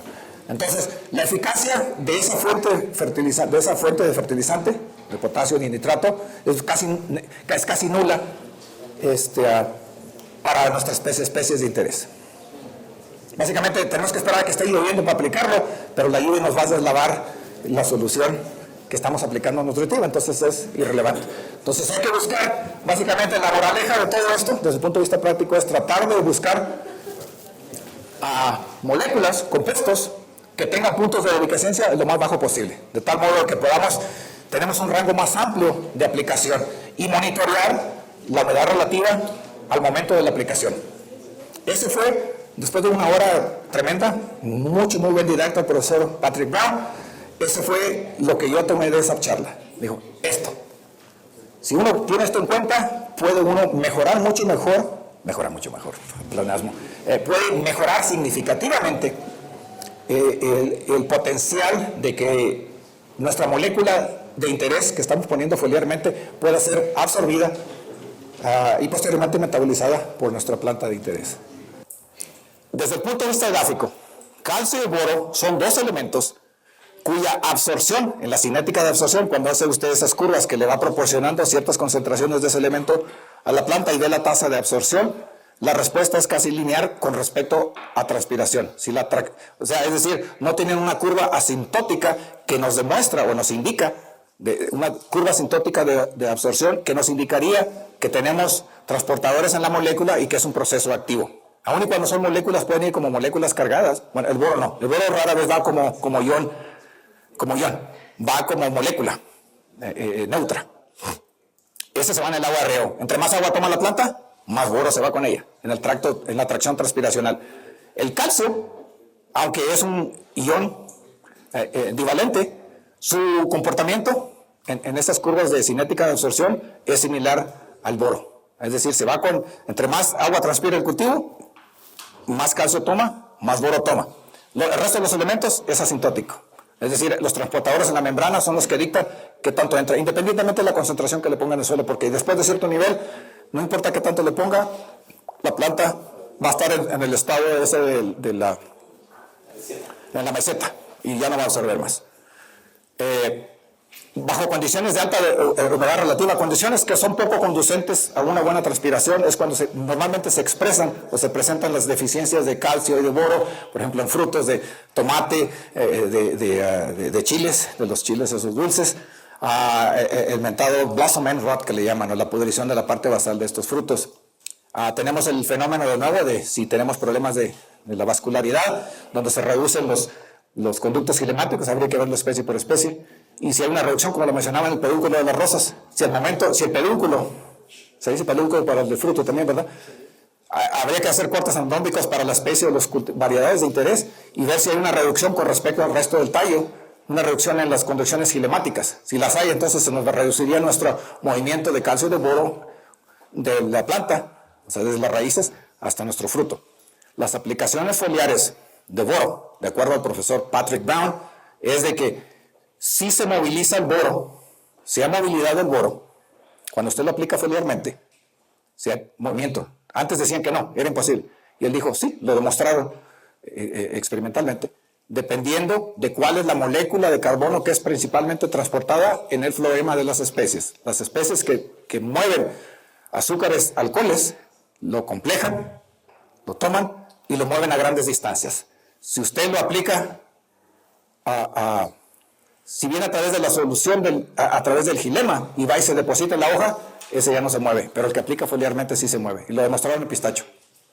En calcio desconozco. Las únicas aplicaciones de calcio que yo sé comercialmente que se han hecho ha sido, por ejemplo, en poinsettias, en nochebuenas, o en las poinsettias, las nochebuenas, le decimos en México, para tratar de corregir problemas de necrosis en las brácteas, pero son complejos de calcio, nitrato de calcio o cloruro de calcio, porque se ha asociado con una deficiencia incipiente de calcio en esos ápices de esas brácteas que causan el problema de esa necrosis y hacer el producto no comercializable.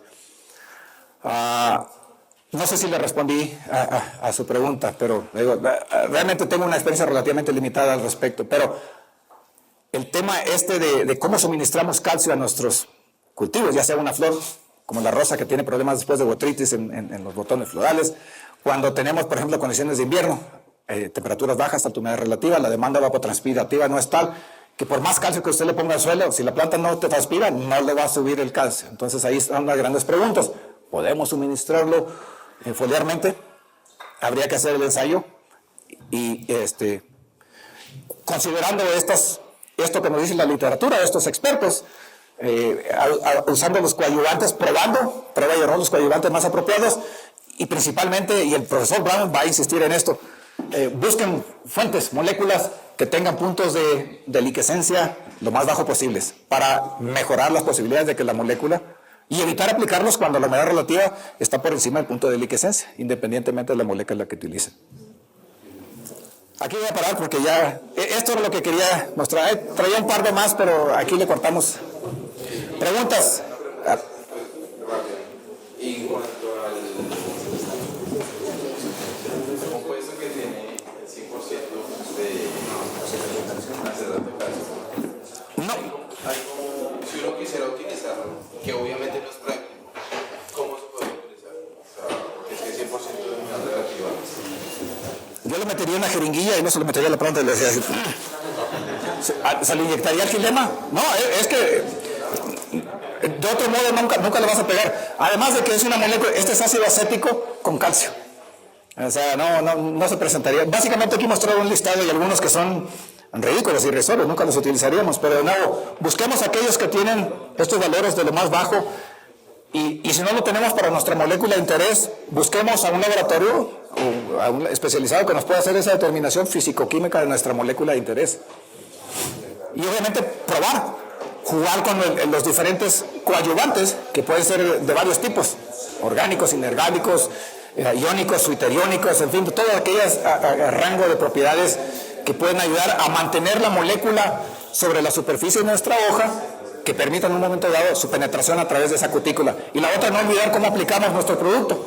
Si le estamos apostando a que entre por todas las vías posibles, trate de aplicarlo de tal modo que no solamente se deposite esa solución foliar sobre la parte adaxial de nuestro follaje, porque nada más el único mecanismo de entrada sería por la parte superior de la hoja, y si tenemos una cutícula tremenda, entonces diría uno, sí, pero la mayor parte de nuestros estromas están en la parte de abajo, ¿cómo lo hacemos? Así como controlamos a Veñita Roja, buscando la manera de meterlo por abajo.